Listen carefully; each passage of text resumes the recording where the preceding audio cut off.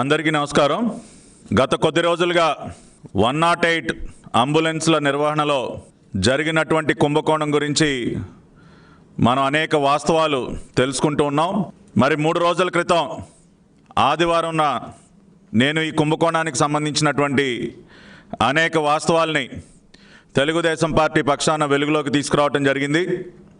ఏ విధంగా విజయసాయిరెడ్డి సొంత వియ్యంకుడైనటువంటి రాంప్రసాద్ రెడ్డి గారికి చెందినటువంటి అరబిందో ఫౌండేషన్కి ఒక కాంట్రాక్టు అమలులో ఉండగానే ఆ కాంట్రాక్ట్ని ఇల్లీగల్గా రద్దు చేసి అరబిందో ఫౌండేషన్కి అధిక ధరలు చెల్లిస్తూ దాదాపు ఒక్క 108లోనే 307 కోట్ల రూపాయలు అధిక ధరలు చెల్లించే విధంగా ఏ విధంగా ఒక కుంభకోణానికి పాల్పడ్డారో జీవో నెంబర్లతో సహా డాక్యుమెంట్లతో సహా అన్నీ కూడా మీ ముందు ఉంచడం జరిగింది. మరి పాపం దాదాపు 2 రోజుల పాటు సంబంధిత ఆరోగ్య శాఖ మంత్రి గారు, రాష్ట్ర ఉప ముఖ్యమంత్రి గారు, ఆళ్ల నాని గారు పూర్తి మౌనం వహించారు, సమాధానం చెప్పలేక. అదేవిధంగా ప్రతిరోజు ట్వీట్ల మీద ట్వీట్లు పెట్టేటటువంటి మన ట్విట్టర్ రెడ్డి గారు, విజయసాయి రెడ్డి గారు ఒక్క ట్వీట్ కూడా పెట్టలేదు. ఎందుకో సమాధానం చెప్పలేక ఆయన కూడా ముఖం చాటేశాడు. అదేవిధంగా రాష్ట్ర ప్రభుత్వం తరపు నుంచి అసలు చిన్న విషయం ఉన్నా కూడా మీడియా ముందుకు వచ్చి రంకిలేసేటటువంటి అంబటి రాంబాబు గారు ఎందుకు మౌనంగా కూర్చున్నారో నాకు అర్థం కాలేదు. అదేవిధంగా సమాచార శాఖ మంత్రి గారు పేర్ని నాని గారు ప్రతిదానికి కూడా ప్రభుత్వాన్ని భుజానికి ఎత్తుకుని చాలా గొప్పగా డిఫెండ్ చేస్తున్నానన్న ఫీలింగ్లో ఉంటారు. ఆయన గారు మాట్లాడలేదు, ఎవరు మాట్లాడలేదు, ఒక అధికారి మాట్లాడలేదు. జవహర్ రెడ్డి గారు సంబంధిత శాఖ ప్రిన్సిపల్ సెక్రటరీ గారు పదే ఆయన కూడా మీడియా ముందుకు వచ్చి మాట్లాడేటటువంటి జవహర్ రెడ్డి గారు కూడా మౌనంగా ఉండిపోయారు.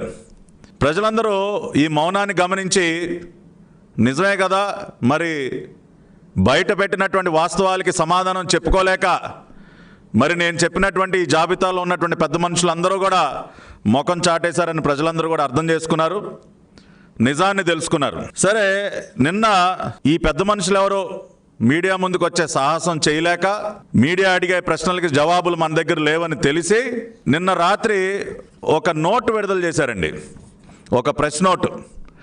Clarifications on procurement of 108 and 104 vehicles and service provider అని చెప్పి ఒక నోట్, ఒక కాగితం అయితే పంపించారు.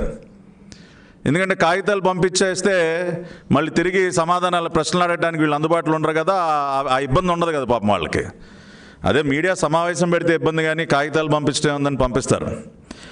కానీ ఈ కాగితాన్ని నేను కూడా క్షుణ్ణంగా పరిశీలించడం జరిగింది. ఇంకా కూడా వీళ్ళు ఏవైతే అంశాలు ప్రస్తావించారో వాటి మీద కూడా ధైర్యంగా ప్రజల ముందుకు వచ్చి సమాధానం చెప్పాలి అని చెప్పి ఈరోజు రావటం జరిగింది. ఎందుకంటే వైసీపీ నాయకులకి, వైసీపీ మంత్రులకి ఉన్నటువంటి ఇబ్బందులు మాకు లేవు. ఎందుకంటే మేము వాస్తవాల్ని, నిజాల్ని మాట్లాడేటటువంటి వ్యక్తులం కాబట్టి ధైర్యంగా పదే మీడియా ముందుకు వస్తాం, ప్రజలతో మాట్లాడతాం, ప్రజల ముందు నిజాలను ఉంచుతాం. వాళ్ళలాగా అబద్ధాలు చెప్పుకొని అసత్య ప్రచారాలు చేసుకుని తిరిగేటటువంటి మనుషులం మేం కాదు. అటువంటి పార్టీ తెలుగుదేశం పార్టీ కాదు. కాబట్టే వాళ్ళలాగా ముఖం చాటేయకుండా మీరు ఈ నోటు విడుదల చేసినటువంటి కొన్ని గంటల్లోనే మీ ముందుకు వచ్చాను. మళ్ళీ దీనిలో ఉన్నటువంటి అసత్యాలని, అవాస్తవాల్ని ఇంకా కూడా లోతుగా ఇవాళ ఇంకా కొన్ని విషయాలు కూడా బయటపడ్డాయి. వాటన్నిటిని కూడా ఈ రోజున ప్రజల ముందు ఉంచడానికి మీ ముందుకు రావటం జరిగింది. దీనిలో పాయింట్ వైజ్గా పరిశీలిస్తే ముందుగా వీళ్ళు ఒక ఎక్స్పర్ట్ కమిటీని నియమించారంట. అధికారంలోకి రాగానే ఒక ఎక్స్పర్ట్ కమిటీని 108 నిర్వహణకు సంబంధించి అధ్యయనం చేయడానికి ఒక ఎక్స్పర్ట్ కమిటీ నిర్వహించి అది ఒక నివేదిక ఇచ్చిందంట ఆ కమిటీ. దానిలో రిపోర్ట్ ఫైండింగ్స్ వీళ్ళు ఏం చెప్తారండి, out of 439 existing ambulances more than 50% of the ambulances are not in good shape and are not in good condition. 50% అంబులెన్సులు కూడా తిరగట్లేదు 439 అంబులెన్సుల్లో అన్నది వీళ్ళు మాట్లాడినటువంటి మొదటి మాట. 439లో సగం అంటే సుమారుగా 215. ఈ రోజున నా మొదటి ప్రశ్న ఏంటంటే, మీరు కొత్తగా 770 అంబులెన్సులు నడపాలి రాష్ట్రంలో ఉన్న ఒక ఆలోచనతో మీరు కొత్తగా అంబులెన్స్లను కొనుగోలు చేసే ఒక జీవోని మీరు విడుదల చేయడం జరిగింది. ఆ జీవోలో మీరు అదనంగా కేవలం 439 అంబులెన్సులు మాత్రమే కొనుగోలు చేయడానికి మీరు ఒక జీవో విడుదల చేశారు. మరి 439, 770లో 439 మనం తీసేస్తే సుమారుగా ఇంకా 340 అంబులెన్సులు చిల్లర పాత అంబులెన్సులని ఈ రోజుకి కూడా మీరు వాడుతూ ఉన్నారు. అంటే మీరు ఏదైతే మొదటి స్టేట్మెంట్ మీరు రాశారో, అంటే 439లో సగం కూడా పనికిరాని ఉన్నాయని చెప్పి మీరు ఏదైతే చెప్పారో అది పూర్తి అవాస్తవాన్ని మీరు ఇచ్చినటువంటి ఈ కొనుగోలు సంబంధించినటువంటి జీవో ద్వారానే చాలా స్పష్టంగా అర్థమవుతోంది. ఎందుకంటే గత ప్రభుత్వ హయాంలో ఉన్నటువంటి దాదాపు 341 అంబులెన్సుల్ని ఈ రోజుకి కూడా మీరు ఉపయోగించడానికి మీరు సిద్ధపడ్డారంటే అవన్నీ కూడా బ్రహ్మాండమైనటువంటి కండిషన్లు ఉన్నాయి కాబట్టే మీరు ఇంకా కూడా వాటిని ఉపయోగిస్తున్నారన్నది చాలా స్పష్టంగా అర్థమవుతోంది. కాబట్టి మీ మొదటి స్టేట్మెంటే అది కాంట్రడిక్టరీ స్టేట్మెంట్ అని మనం చాలా స్పష్టంగా చెప్పొచ్చు. అదేవిధంగా గత ప్రభుత్వం ఏదో అన్ని పనికిరానటువంటి అంబులెన్సుల్ని తిప్పింది, అసలు ఏవి కూడా సరిగ్గా తిరగలేనటువంటి కండిషన్లు ఉన్నాయని ఏదైతే ఆరోపణ చేస్తూ ఉన్నారో దానికి సమాధానంగా 8/10/2018 జీవో నెంబర్ 514 ఆ రోజున తెలుగుదేశం పార్టీ ప్రభుత్వం విడుదల చేసినటువంటి జీవో. ఈ జీవో ఏంటి అంటే 365 పాత అంబులెన్సుల్ని కండెమ్ చేస్తూ, అంటే సర్వీసుల్లో నుంచి తొలగిస్తూ వాటిని స్క్రాప్గా అమ్ముకునే విధంగా ఒక జీవోను విడుదల చేసింది 2018 అక్టోబర్లోనే. అంటే గత ప్రభుత్వమే పాత అంబులెన్సులన్నింటినీ తొలగించి బాగా తిరిగేటటువంటి అంబులెన్సులనే సర్వీస్లో ఉంచినటువంటి సందర్భంలో మీరు ఏ విధంగా ఇంకా కూడా పాత అంబులెన్స్లే ఉన్నాయి, మేమేదో కొత్తగా వచ్చి మేమే అసలు మొత్తం ఫ్లీట్ మొత్తాన్ని కూడా మేమే మొత్తం కొత్త వాటితో మేము నింపుతూ ఉన్నామని ఏ విధంగా అంటారు. కాబట్టి గత ప్రభుత్వం అన్ని రకాలుగా శ్రద్ధ తీసుకుంది కాబట్టే పాత అంబులెన్స్లను తొలగించింది. అదేవిధంగా 278 అంబులెన్సులు కొత్త అంబులెన్సుల్ని జీవో నెంబర్ 364 3/7/2015 జీవో నెంబర్ 364 విడుదల చేసి మేము అధికారంలోకి వచ్చినటువంటి మొదటి సంవత్సరంలోనే 278 కొత్త అంబులెన్సులను కూడా కొనుగోలు చేయడం జరిగింది. ఆ విషయాన్ని ప్రజలందరూ కూడా అర్థం చేసుకోవాలి. వైసీపీ నాయకులు అదేవిధంగా గవర్నమెంట్లో ఉన్నటువంటి అధికారులు, ఈ నోటు విడుదల చేసినటువంటి అధికారులు కూడా అర్థం చేసుకోవాలి. తెలుగుదేశం పార్టీ ప్రభుత్వం ఎప్పుడు కూడా 108 మీద పూర్తి శ్రద్ధ వహించి ఆ విధంగా కొత్త అంబులెన్సులు కొనుగోలు చేయడమే కాకుండా పాత వాటిని ఫ్లీట్ నుంచి తొలగించడం అన్నీ కూడా చేసింది. అదేవిధంగా 2016లో 275 కొత్త అంబులెన్సులు, అంటే చంద్రన్న సంచార చికిత్సా కేంద్రాల పేరుతో మొబైల్ హాస్పిటల్స్కి 275 కొత్త అంబులెన్సుల్ని కొనుగోలు చేయడం జరిగింది 2016లో. ఇవే కాకుండా మరి దేశంలోనే మొదటిసారిగా బైక్ అంబులెన్సుల్ని, అంటే గిరిజన ప్రాంతాల్లోకి అంబులెన్సులు వెళ్ళటం కష్టం కాబట్టి ఈ విధంగా ఒక ఇన్నోవేటివ్ ఐడియాతో 2 వీలర్ అంబులెన్సుల్ని ప్రారంభించింది కూడా తెలుగుదేశం పార్టీ ప్రభుత్వం 2017లో. అంటే అడవి ప్రాంతాలు, అడవులు ఉన్నటువంటి ప్రాంతాలు, గిరిజనులు ఉండేటటువంటి ప్రాంతాల్లోకి అక్కడ ఉన్నటువంటి వారికి కూడా మెరుగైన వైద్య సేవలు అందించడం కోసం ఈ విధంగా 2 వీలర్ అంబులెన్సులను కూడా మేము ప్రారంభించాం. అది కూడా గమనించాలి. అంతేకాకుండా దాదాపు 270కి పైగా తల్లి బిడ్డ ఎక్స్ప్రెస్లని ప్రారంభించింది తెలుగుదేశం పార్టీ కొత్త అంబులెన్సులను కొనుగోలు చేసి. అంటే గర్భిణీ స్త్రీలని ఆసుపత్రులకు తీసుకెళ్లడం కోసం, బిడ్డని జన్మనిచ్చిన తర్వాత మళ్ళీ వాళ్ళని క్షేమంగా ఇల్లు చేర్చే వరకు కూడా తల్లి బిడ్డ ఎక్స్ప్రెస్లను కూడా తెలుగుదేశం పార్టీ ప్రవేశపెట్టింది. అంతేకాకుండా మహాప్రస్థానం పేరుతో కొత్త వాహనాలను కొనుగోలు చేసి, అంటే ఎవరైనా మరణిస్తే ఆసుపత్రిలో మరణించిన వారిని ఇంటికి చేర్చడానికి మహాప్రస్థానం వెహికల్స్ని కొనుగోలు చేసింది తెలుగుదేశం పార్టీ. ఆ విధంగా కొత్త అంబులెన్సుల్ని దాదాపు 278 కొత్త అంబులెన్సులు, 275 సంచార చికిత్సా కేంద్రాలు, దాదాపు మరి 150కి పైగా 2 వీలర్ అంబులెన్సులు, దాదాపు 270కి పైగా తల్లి బిడ్డ ఎక్స్ప్రెస్లు, మహాప్రస్థానం వెహికల్స్, ఇవన్నీ కూడా తెలుగుదేశం పార్టీ తన ప్రభుత్వ హయాంలో ఇవన్నీ కూడా అంబులెన్స్ సర్వీసులను మెరుగుపరిచింది.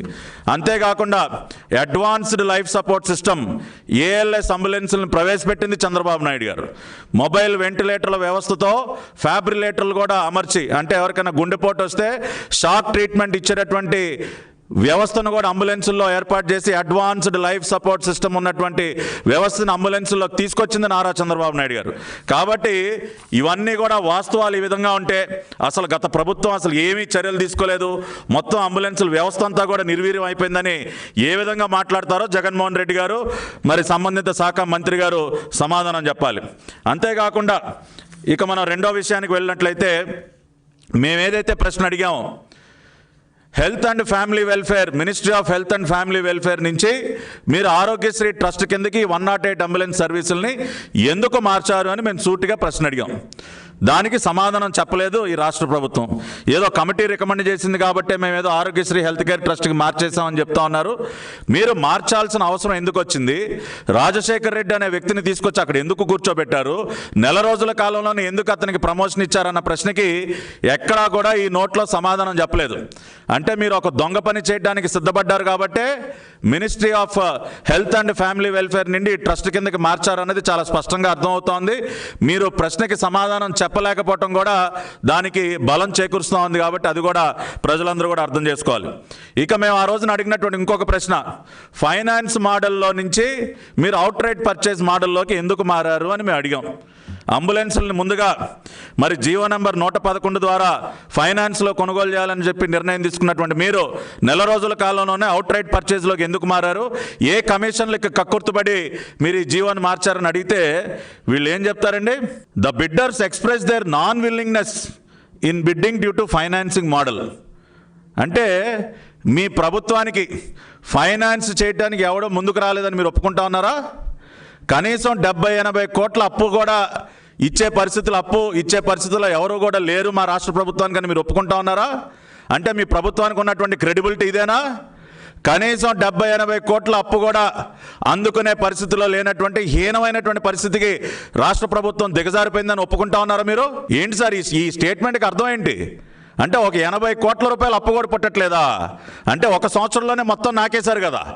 82-83 వేల కోట్ల రూపాయలు అప్పులు చేసి రాష్ట్ర ప్రభుత్వాన్ని దివాళా తీయించారు. కాబట్టి ఇవాళ మీకు కనీసం ఒక 70-80 కోట్లు కూడా అప్పు పుట్టే పరిస్థితుల్లో లేదని మీరు ఒప్పుకుంటా ఉన్నారా?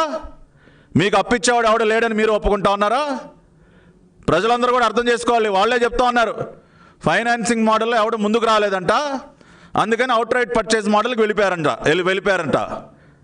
కాబట్టి ఈ జగన్మోహన్ రెడ్డి గారి ప్రభుత్వానికి ఎంత క్రెడిబిలిటీ ఉందో ఈ నోటు ద్వారానే చాలా స్పష్టంగా అర్థమవుతా ఉంది. వాళ్ళు కూడా ఒప్పుకుంటా ఉన్నారు. ఇక మూడోది, ప్రస్తుతం ఉన్నటువంటి సంస్థని మీరు ఎందుకు తొలగించారు? బీవీజీ అనే సంస్థని మీరు ఎందుకు తొలగించారని అడిగినటువంటి ప్రశ్నకి వీళ్ళు ఏం చెప్తారండి? 108 services were comprehensively collapsed. Government is cognizant of the performance of BVG and have given notice to the effect several times during the contract period. BVG సంస్థ వాళ్ళ పర్ఫార్మెన్స్ అసలు బాగాలేదంట, నోటీసులు ఇచ్చారంట, అందుకని చెప్పి కాంట్రాక్ట్ని రద్దు చేశారంట. సరే, మనం ఒకసారి ఏ సంస్థ గురించి అయితే వీళ్ళు మాట్లాడుతూ ఉన్నారో ఈ బీవీజీ సంస్థ గురించి ఒకసారి మరిన్ని విషయాలు ఇవాళ మీ ముందు ఉంచదలుచుకున్నాను. బీవీజీ సంస్థ మహారాష్ట్రలో, ఢిల్లీలో అంబులెన్స్ సర్వీసెస్ని గత అనేక సంవత్సరాలుగా సమర్థవంతంగా నిర్వహిస్తుంది. ఈ సందర్భంలో నవంబర్ 2019న global digital health partnership summit అనేది ఢిల్లీలో ఒక అంతర్జాతీయ సమిట్, అంటే ఈ ఆరోగ్య వ్యవస్థలకు సంబంధించి డిజిటల్ హెల్త్ పార్ట్నర్షిప్ సమిట్ జరిగితే ఆ సమిట్లో భాగంగా union ministry of health and family welfare along with world health organization had recognized and identified and appreciated BVG Foundation for its services and has been selected for presentation to 23 countries as the best practice in digital health initiatives. అంటే BVG సంస్థ ఏదైతే Maharashtra emergency medical సర్వీసెస్ని నిర్వర్తిస్తుందో ఆ సంస్థ యొక్క పనితీరుని మెచ్చుకుంటూ 2019 నవంబర్లో world health organisation, ప్రపంచ ఆరోగ్య సంస్థ మరియు కేంద్ర ఆరోగ్య మంత్రిత్వ శాఖ వీరిద్దరూ కూడా ఇక్కడ వీళ్ళు అమలు చేస్తున్నటువంటి విధానాలని స్టడీ చేయడం కోసం, అంటే 23 దేశాలకి ప్రజెంటేషన్ ఇచ్చే విధంగా వాళ్ళని ఐడెంటిఫై చేయడం జరిగింది. దీన్ని బట్టి ఏమర్థమవుతా ఉందండి?